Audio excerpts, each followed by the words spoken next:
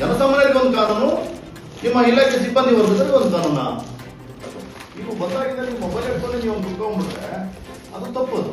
ನಾವೇನ್ ಹೇಳ್ತಾ ಇದ್ರಿ, ನಿಮ್ಗೆ ಏನ್ ಮನವಿ ಮಾಡ್ತಿದ್ರಿ ಅಥವಾ ನಿಮ್ಮಲ್ಲಿ ಏನಾಗಿದೆ ತಪ್ಪು ನಾವೇನ್ ಕೇಳ್ತಿದ್ರೆ ನಿಮ್ಗೆ ಏನ್ ಗೊತ್ತಾಗುತ್ತೆ ಅವಾಗ. ನಾವೇನೋ ಕಟ್ಟಜರ್ಕ ಹೇಳಂಗಿತ್ತು, ನೀವೇನೋ ನಿಮ್ಮ ಪಾಡಿ ನೀವು ಫೋನ್ ನೋಡ್ಕೊಂಡ್ಕೊಂಡಂಗಾಯ್ತು. ಎಲ್ಲವರು ಕೊಡ್ತಿರೋ ಹೋರಾಟಗಾರರಿಗೆ ಒಬ್ಬ ಪತ್ರಕರ್ತರು ಬಂದಿದ್ದಾರೆ, ಒಂದು ಮೀಡಿಯಾ ಬಂದಿದೆ, ಸಮಸ್ಯೆ ಆಗಿದೆ ಅಲ್ಲಿ.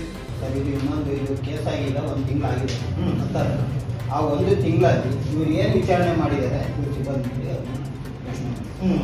ಅವತ್ತಿಂದ ಇವತ್ತಿನಿಗೂ ಒಂದೇ ಉತ್ತರ ಸರ್. ಇವರು ನನಗೆ ನಿಮ್ಮ ಸಿಬ್ಬಂದಿ ವರ್ಗದವರಿಗೆ ನೀವು ಕರೆದು ಈ ರೀತಿ ಆಗಿದೆಯಲ್ಲಪ್ಪ, ಇದು ಎಲ್ಲಾ ಕೇಸಲ್ಲೂ ಆಗೋದಿಲ್ಲ, 100 ಕೇಸಲ್ಲಿ ಇದೆ, ಅದು 1-2 ಈ ತರ ಆಗ್ಬೋದು, ಇದಕ್ಕೆ ನನಗೆ ನೀನು ಉತ್ತರ ಕೊಡಲೇಬೇಕು, ಸಮಜಾಯಿಷಿ ಕೊಡಲೇಬೇಕು.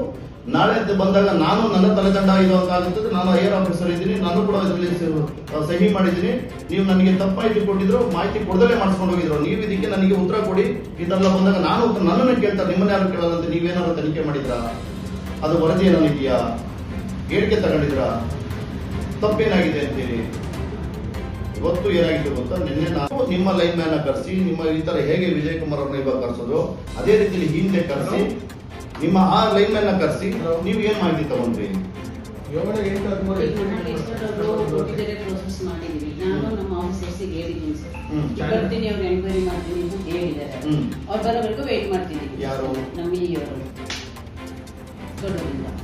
ಕಡೂರವರಿಗೆ ತಿಳಿಸಿದ್ದೀನಿ ಫೋನ್ ಮುಖಾಂತರ, ಹೀಗಾಗಿದೆ ಸರ್ ಅಂತ. ಆಯ್ತು ನೋಡೋಣ ಬರ್ತೀನಿ ಅಂತ ಹೇಳಿದ್ದಾರೆ.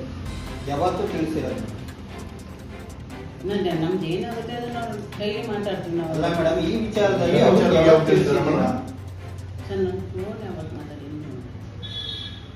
ಅಲ್ಲ ಮೇಡಮ್, ಇದು ಅಲ್ಲ ನೋಡಿ, ದಯವಿಟ್ಟು ಹೇಳ್ತೀನಿ ಕೇಳಿ.